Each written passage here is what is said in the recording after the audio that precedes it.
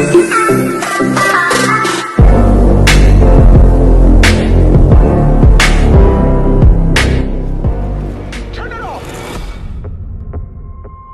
are you? 네 엄마가 돌아가셨다. 이 가방 속에 있는 한 엄마는 더 커질 거다. No! Get out of my house. 도대체 어떤 딸이 네 엄마를 버리고 떠나니? 응? What's in the suitcase? What's going on? I'm fine. I'm just worried about you. I said I'm fine. That was all she had. So much screaming. I didn't want you to know her. Why? Some Koreans believe that life's hardships are caused by the tormented spirit. Amanda, you okay? I think there's something wrong. Is this what you want? A final resting place? All of this is for you! I can't wait to leave. You're not going anywhere.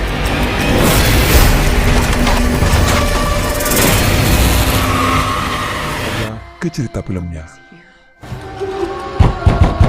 Di malam itu terdengar suara seorang wanita menangis dan menggedor-gedor pintu memanggil Umma. Diketahui kalau dia yang menangis itu bernama Sohyun. Sohyun sedang dihukum oleh ibunya, dikurung dan dikunci di sebuah ruangan. Namun entah apa yang terjadi sampai ibunya itu tega menyetrum Sohyun, anak kandung dia sendiri.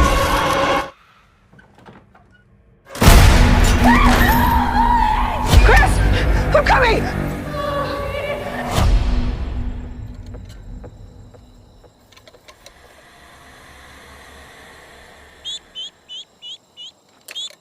Come here.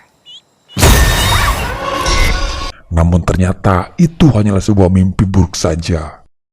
Di pagi harinya Amanda membawa sebuah bungkusan kardus dan masuk ke sebuah gudang ruangan bawah tanah. Terlihat di sana banyak lampu-lampu dan kabel-kabel yang dia simpan di ruangan itu. Lalu dia mematikan tuas listrik yang ada di rumahnya dan film pun dimulai. I think there's something wrong. I remember so. Mom? What is this? We need more colonies. But that's a lot more work. But it's nothing the two of us can't handle together. Mereka berdua hidup bahagia tinggal di suatu tempat dengan lahan ladang yang cukup luas. Diketahui juga kalau Amanda ini mempunyai peternakan lebah yang bisa menghasilkan madu untuk mereka jual nantinya. Sekedar kalian tahu saja guys, semenjak kejadian di malam itu 16 tahun yang lalu, Amanda hidup tanpa menggunakan listrik. Cara hidupnya masih menggunakan cara-cara tradisional. Your life is so retro. Do you even have a phone? No. So how do you talk to your friend? Bahkan Chris sudah terbiasa hidup dari bayi tanpa listrik. Hiburan mereka hanyalah membaca buku, dan bahkan Chris juga hampir tidak mempunyai teman karena Amanda memilih Chris untuk sekolah di rumah saja. Guys, kebayang gak sih kalian hidup tanpa listrik? Gak ada kuota saja, serasa mau mati. Tapi itulah kehidupan Amanda bersama Chris sekarang, jauh dengan yang namanya teknologi. Tapi bukan mereka gaptek, mereka tahu adanya internet dan banyak hal lainnya.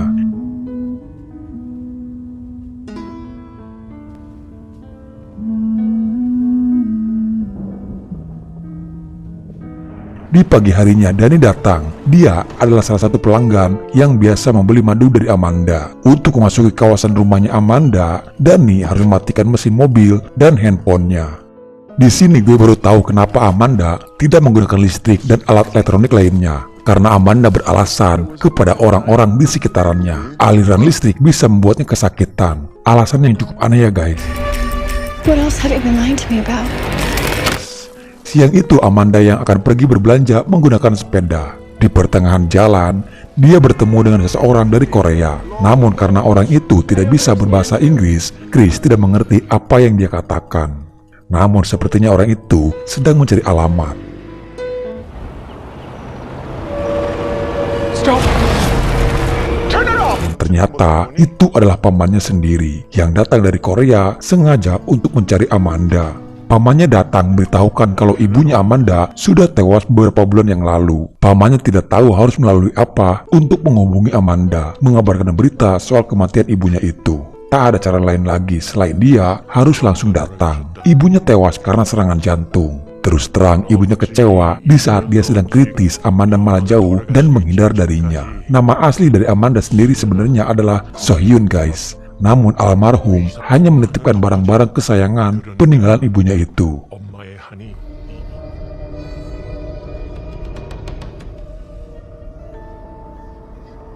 Lanjut cerita, Chris pulang. Dia melihat ada koper itu di atas meja. Namun saat dia mencoba memeriksanya, ibunya melarang Chris untuk mendekati koper tersebut. Tentu saja Chris terheran, dan Amanda tidak menceritakan soal kedatangan pamannya itu. Di malam harinya, Amanda membuka isi di dalam kopernya. Terlihat ada sebuah topeng. Lalu tiba-tiba saja topengnya seperti hidup. Namun semenjak itu mulailah terdengar ada suara-suara aneh. Dengan perlahan, dia pun mencoba untuk menghampiri ke arah sumber suara. Tak lama kemudian, terdengar teriakannya Chris yang meminta tolong.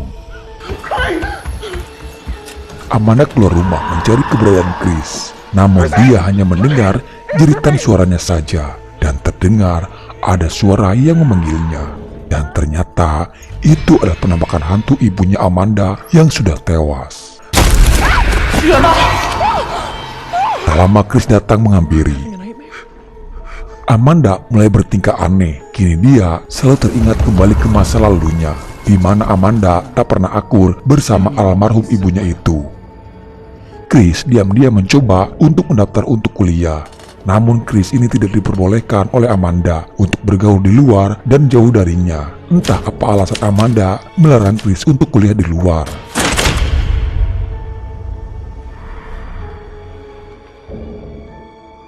With their ancestors.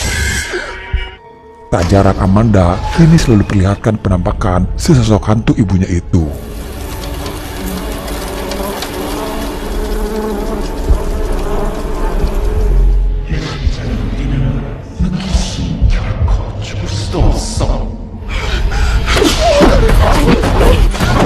Dia tersadar kembali dan melihat kalau Chris memakai pakaian hanbok yang Chris temukan di sana. Amanda seperti ketakutan dan segera melepaskan hanbok yang dipakai oleh Chris. Dari sini Chris mulai bertanya-tanya apa yang sebenarnya terjadi, tapi Amanda masih menutupinya. Who is this woman? That's my Amma. Karena saking penasarannya, justru Chris nekat membuka kembali ruangan bawah tanah itu yang digembok oleh ibunya.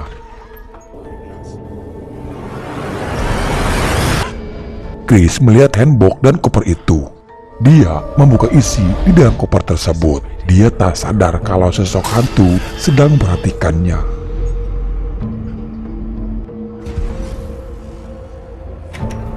Terdengar ada sebuah ledakan yang membuatnya terkaget. Lalu tiba-tiba pintu itu tertutup dan terkunci dengan sendirinya. Sementara di lain sisi ternyata Amanda pun dibayang-bayangi ke masa lalunya. Tapi untungnya Amanda cepat tersadar dan dia mendengar teriakannya Chris yang ada di dalam ruangan itu. Chris menanyakan soal foto wanita tua yang ditemukan di dalam gudang. Dan akhirnya di sini Amanda pun menceritakan soal kedatangan pamannya dan berita soal kematian ibunya Amanda yang biasa disebut Amma. Dan isi di dalam koper itu adalah abu dan barang-barang peninggalan ibunya Amanda. Alasan pamannya membawa abu beserta barang peninggalan almarhum. Dari tradisi orang Korea terdahulu, setiap kematian seorang ibu sebagai seorang anak wajib untuk melakukan sebuah acara atau semacam doa-doa.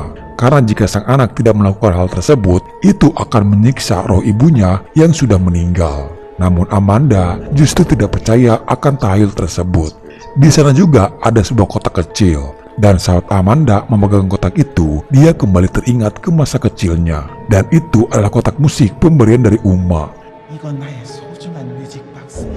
Di keesokan malam harinya, Danny bersama keponakannya itu datang. Mereka hanya sekedar bermain yang kebetulan Ryper dan Chris juga sudah kenal sebelumnya. Bisa dikatakan Ryper satu-satunya teman yang Chris punya.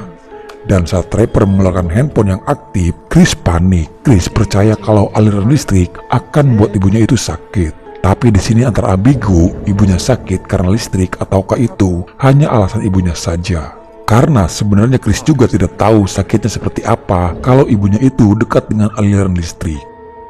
Dan di pagi harinya, Chris nekat untuk menjawab semua ketidaktahuannya. Chris merasa semakin hari dia seperti dibohongi oleh ibunya sendiri. Dia turun ke ruangan bawah tanah dan menyalakan tuas listriknya. Di lain sisi, Amanda mulai bertingkah aneh.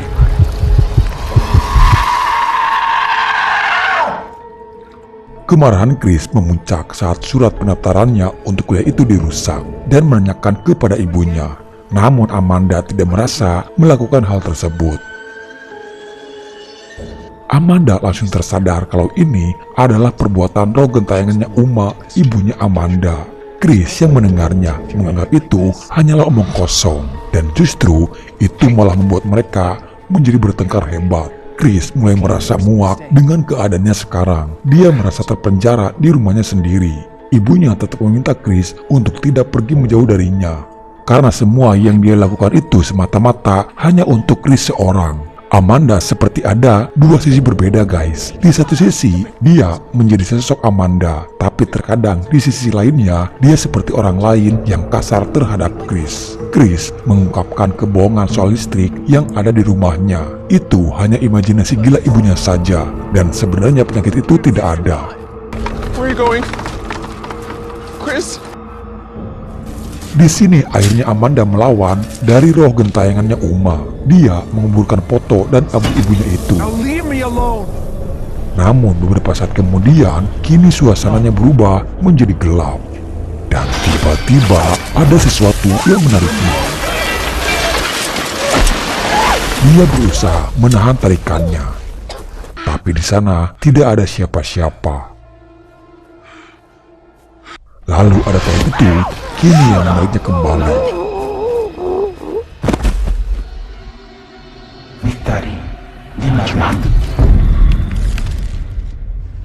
Chris kembali pulang, namun keadaan di rumahnya yang sudah sepi.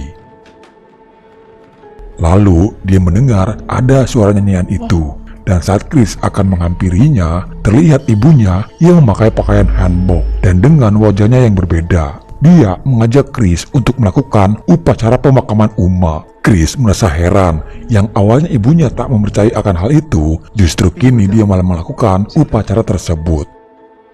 Tapi sepertinya dia sudah bukan Amanda lagi guys. Dia sudah dirasuki oleh roh gentayangannya Uma. Dan di sini terungkap alasan dibalik Amanda tidak mau menyalakan listrik di rumahnya, karena dia trauma atas perlakuan Uma terhadap Amanda di saat Amanda masih kecil. Uma yang kejam menyiksa Amanda dengan disetrum, karena Uma sendiri pernah merasakan sakitnya penderitaan yang dia alami. Uma membalaskan rasa sakitnya itu kepada anaknya sendiri, yaitu Amanda. Dan tiba-tiba wajah Amanda yang berubah. Chris lalu berlari keluar ke arah ladang. Namun di sana dia melihat ada seekor rubah yang sedang memakan ayam ternaknya. Sedikit info aja guys, di Korea sendiri ada yang namanya mitos siluman rubah yang biasa disebut Bumiho. Dengan ekor rubah itu berubah menjadi bercabang. Dia terhenti karena mendengar ada suara ibunya yang memanggil. Dan tiba-tiba saja Uma menyerangnya dari belakang. Chris mencoba untuk menyadarkan ibunya yang kerasukan dengan mengingat kenangan indah saat-saat bersamanya. Dan akhirnya Chris berhasil melepaskan topeng yang ada di muka ibunya. Amanda kini tersadar kembali dan langsung memeluk Chris. Namun tiba-tiba saja Amanda ada yang menariknya. Chris berusaha menahan, namun tarikan itu sangat kuat. Amanda ditarik dan masuk ke dalam tanah, dan kini dia ada di dunia berbeda. Amma's here.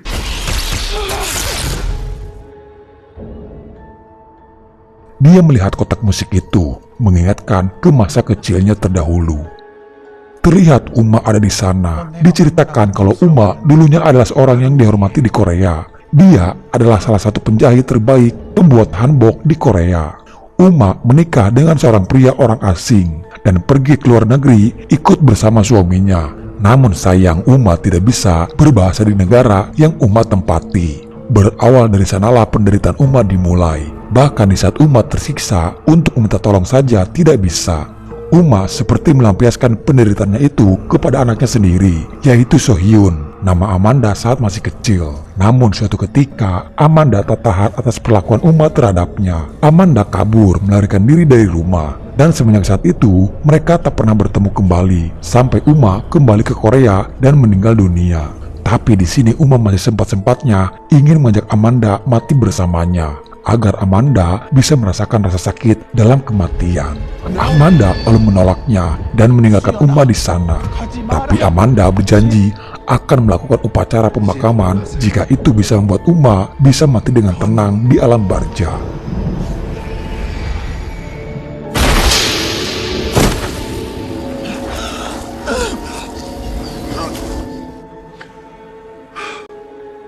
Amanda bersama Chris akhirnya melakukan upacara pemakaman Uma.